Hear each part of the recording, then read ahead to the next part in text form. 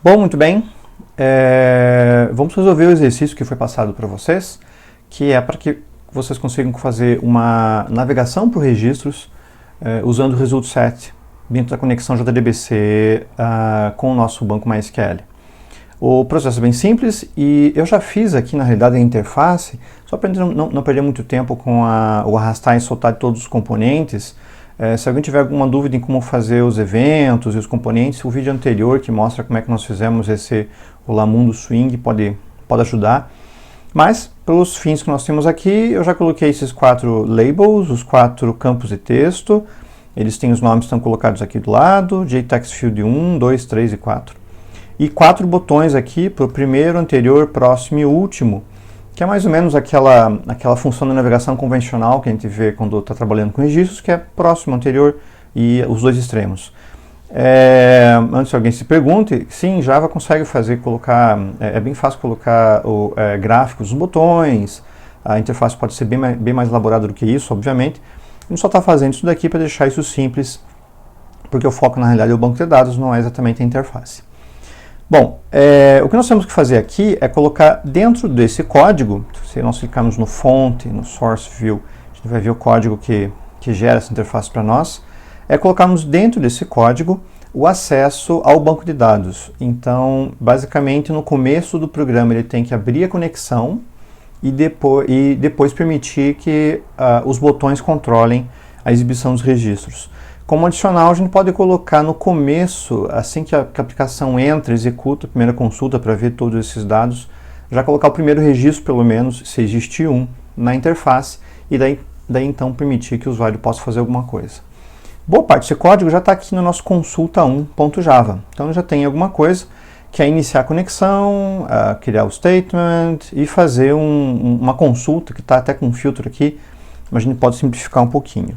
Bom, eu vou copiar esse código todo e colocar dentro da nossa classe, da classe que é a interface, de forma que a gente possa rodar isso aqui de forma mais simples. E na classe navegador registros, no código fonte, nós temos vários locais para colocar isso daqui, mas o construtor me parece ser um muito bom.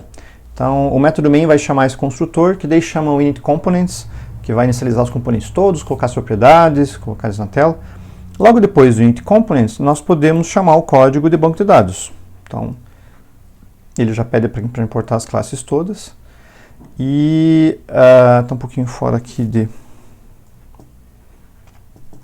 desse quadro, Alt Shift F. Eu usei um Alt Shift F aqui dentro do NetBeans para reacertar toda a indentação. Acho que é Ctrl Shift F no Eclipse. Eu sempre mudo isso, acho que para se divertir um pouco com a gente. Então aqui eu crio a conexão, crio meu statement. Eu não vou precisar de filtro aqui, porque eu quero na realidade ver todos os registros. Então basta com que eu select ID name, name, e vou retirar a parte do filtro e também a parte onde nós concatenamos a string com a variável de filtro anterior. E eu não necessariamente preciso fechar a conexão aqui. Se eu fechar a conexão, eu acabo não tendo acesso a ela. E eu não preciso mais de um while, porque eu não vou mostrar todos os registros. No caso aqui eu vou mostrar só o primeiro. E o primeiro é o que eu consigo se eu tentar executar o next uma vez só e tiver sucesso. Então se eu der um if next, e eu consegui passar para o próximo, sendo que eu acabei de executar a query, portanto eu estou antes do primeiro, tem aquela posição chamada before first, que vocês lembram. Se eu tiver antes do primeiro, executar o next e retornar um true, quer dizer, eu consegui mover para o próximo, isso quer dizer que eu estou dentro do primeiro registro, daí posso começar a manipular ele à vontade. Dentro do primeiro registro, o que eu tenho que fazer é pegar o ID, colocar naquele primeiro campo de texto, o name, colocar no segundo, name no terceiro, salary no quarto. Então, basicamente, eu vou usar o JTextField 1 e o setText, que é o método que coloca um texto lá dentro. E aqui dentro eu vou usar o meu rs.getString. Eu vou usar o número, então vai ser a primeira coluna.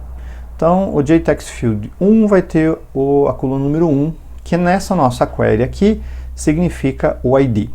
O JTextField1, se a gente voltar aqui para o design, é exatamente, tá aqui ele, né? É exatamente o do código, do ID, então eles estão seguindo a sequência adequada para mostrar. Os outros campos todos, os outros 3 campos, seguem exatamente o mesmo padrão, então só mais 3 aqui já vai bastar. Não preciso imprimir isso daqui. E na realidade aqui é o JTextField 2, 3 e 4. E vou colocar as colunas também, 2, 3 e 4, que são as colunas que eu tenho ali. Bom, dessa forma aqui eu já consigo colocar os campos todos dentro dele, e se eu executar pela primeira vez, ele vai mostrar o registro sendo colocado no primeiro. Então, vou colocar com o botão direito, Run File. Se ele conseguir executar, ele vai trazer o primeiro registro já colocado na tela. E trouxe esse aqui, o primeiro registro disponível lá. Os botões não estão funcionando ainda, não coloquei nenhuma ação dentro deles, mas vamos fazer isso agora dessa forma. Tem um ponto interessante aqui nessa interface, que eu estou dentro do construtor e eu declarei minha connection, meu statement, meu user set dentro desse construtor. Isso quer dizer que tanto a variável com STMT quanto a RS só existem dentro desse método. Não é exatamente isso que eu gostaria de fazer. Então a ideia é, e claro, isso vai ser perigoso para esse ponto em particular, porque eu tenho um outro método onde vai ter a execução daquele primeiro botão, um outro método para o segundo botão, e assim por diante. É uma simples questão de variável local e global. Então o que eu vou fazer é retirar as declarações dessas variáveis de dentro do método construtor e colocá-las todas como declaradas como membros da classe, como variáveis de um ponto de vista global, por assim dizer. Então aqui eu declaro a minha connection com 1.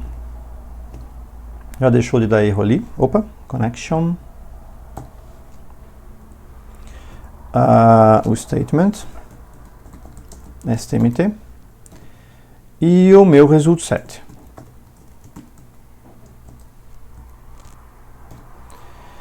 Bem, com essa declaração agora eu tenho as variáveis todas disponíveis em todos os métodos que eu precisar, e é o que nós vamos fazer exatamente agora, porque, por exemplo, um método fácil para a gente pensar é o próximo, onde ele vai reexecutar aquele next.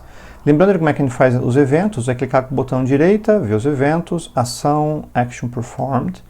A gente vai para o código aqui, que é desse botão, e aqui dentro, eu na realidade, linha 190, eu vou copiar o código que eu tinha lá no construtor.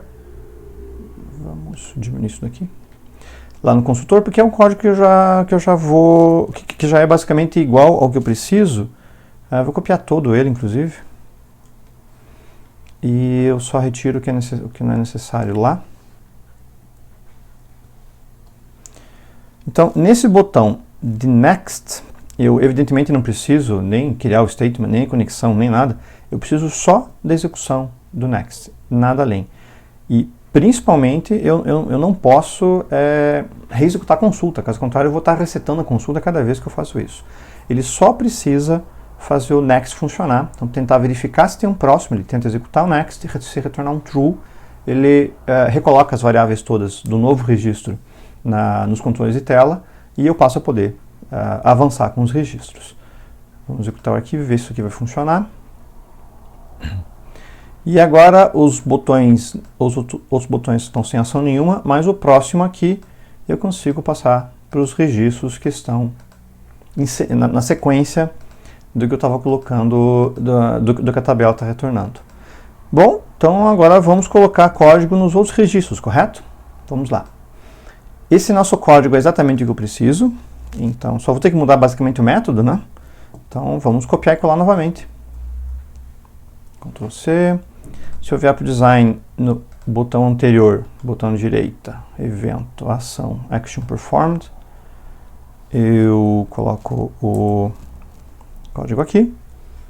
Nesse botão, que é o anterior, eu substituo a chamada do next por um botão previous.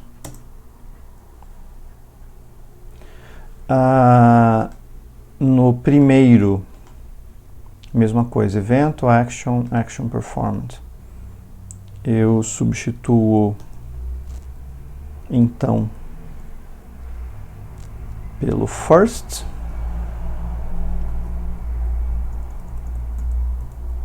Opa.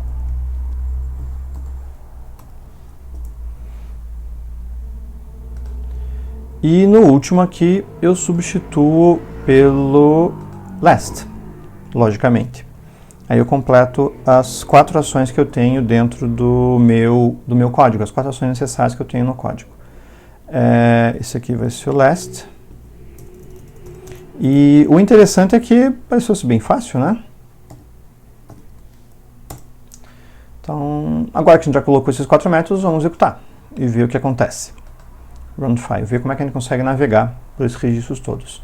Então aqui eu consigo fazer o meu próximo, clicando à vontade, e vamos clicar no anterior para ver o que acontece. Opa, alguma coisa que inesperada aconteceu, tanto que ele colocou uma mensagem para nós. Primeiro que eu não consegui fazer o anterior, né? Ele não moveu o registro, e segundo que ele me mostrou aquela mensagem da exception. Então um erro no banco de dados, JavaSQL SQL exception, operation not allowed for result set of type result set, type forward only. Pela mensagem aqui mostra que talvez o meu result set seja do type forward only.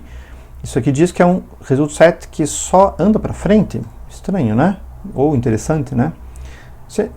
Assim que você está dentro do result set, por exemplo aqui eu posso tentar usar o result set. Se eu der um rs ponto e eu for pensar no previous, que foi justamente o que deu erro, né? Ele mostra que, deve ter percebido isso já, o NetBeans, ou Eclipse, ou os outros IDEs em geral, mostram a documentação da classe, e na documentação, se você for olhar, ele fala sobre o fato de que o cursor ele tem que ser do tipo, que ele pode dar uma SQL exception, se por acaso o cursor for do tipo type forward only. Se o resultado, a consulta que você fez é só um type forward only. E como é que eu pego mais informações sobre isso? De que forma que eu trato esse erro? Como é que eu posso descobrir mais dados sobre esse type forward only ou qualquer outra coisa? Como sempre, a gente descobre isso na documentação. As IDEs mantêm documentação local aqui dentro, você pode seguir essa documentação, mas um bom lugar para vocês buscarem documentação do Java é justamente nos chamados JavaDocs.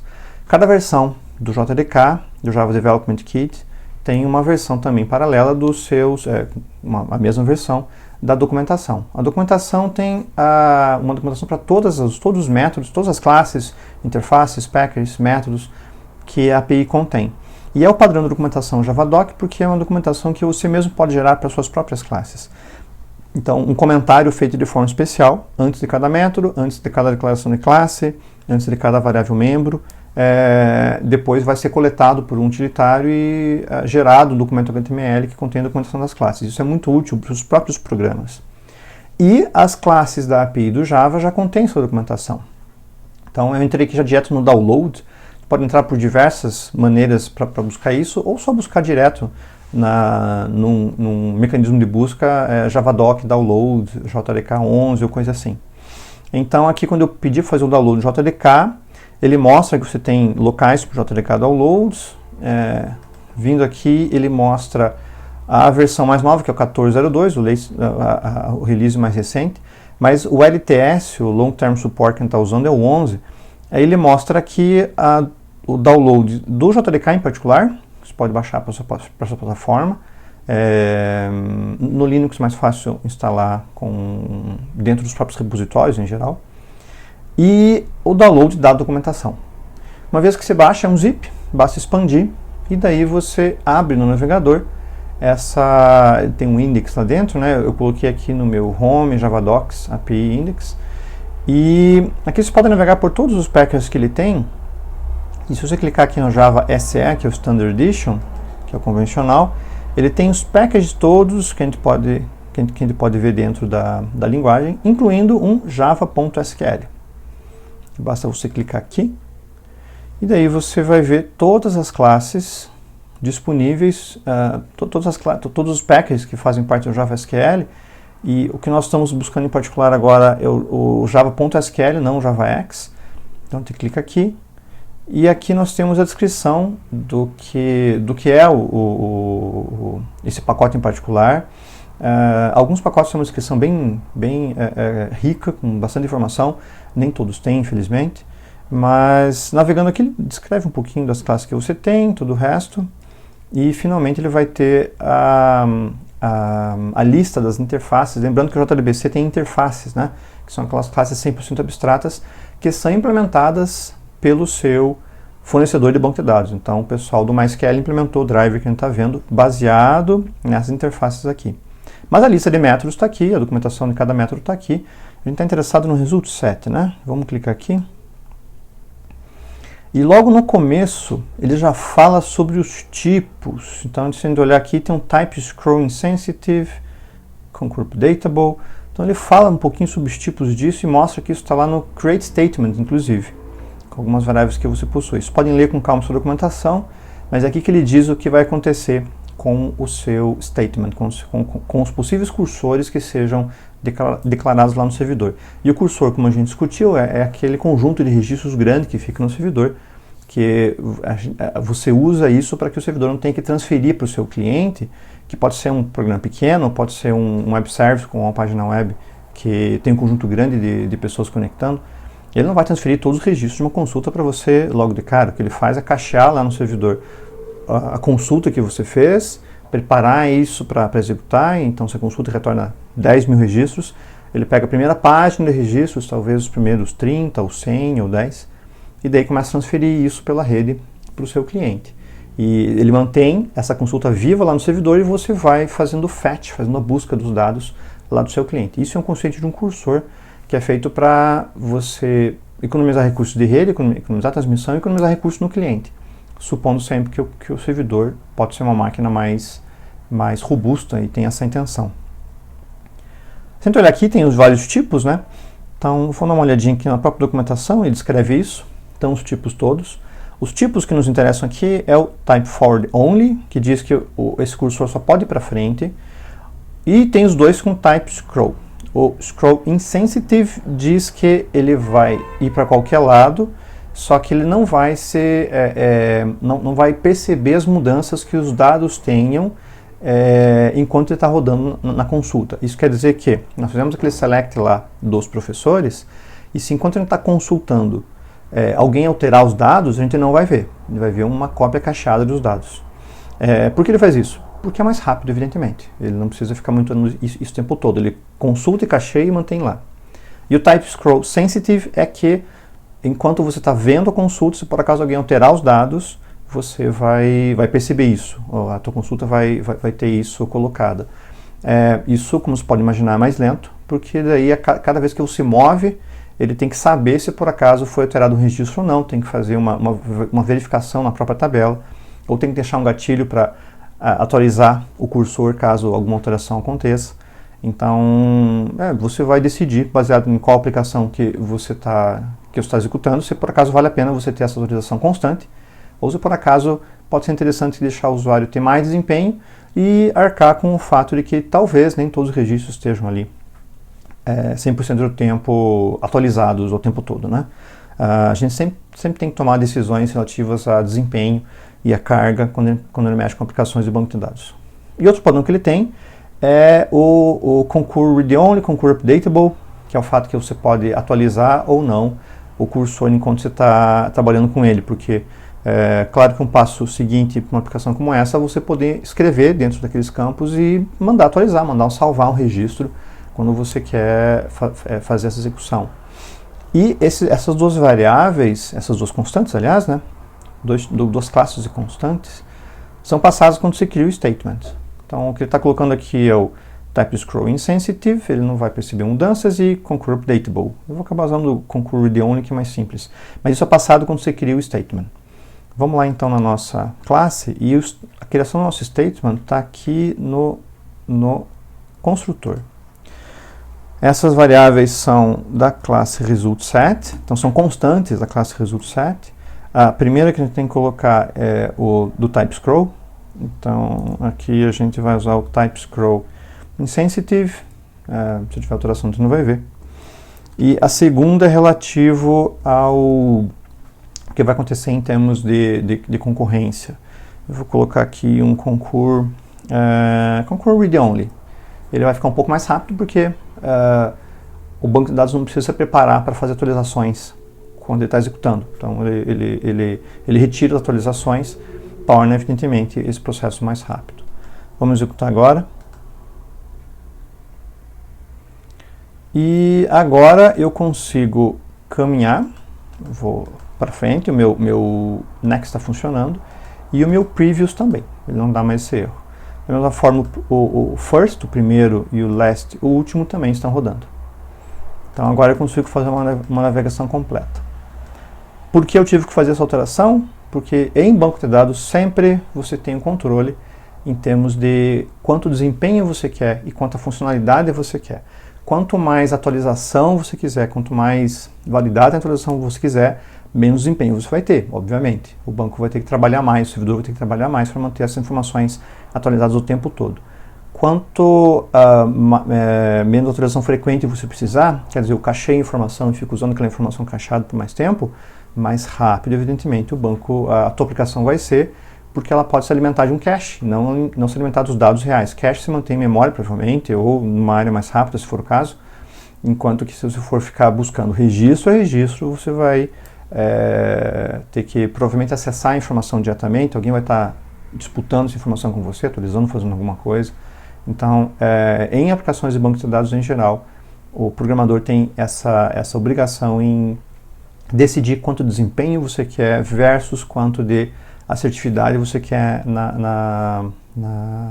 nas informações mostradas.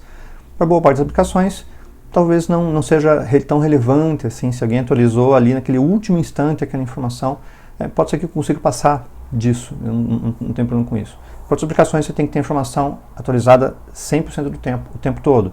E você vai decidir isso pelo tipo de aplicação e tentando sempre diminuir o peso em cima do banco de dados, porque é só lembrar que o seu servidor de banco de dados não está atendendo só essa aplicação, mas está atendendo provavelmente dezenas ou centenas de aplicações com centenas ou milhares de usuários simultâneos. Então, economizar recursos acaba sendo sempre bom. Bom, essa é a solução do exercício. Se vocês tiverem mais dúvidas, basta me contatar. Até mais.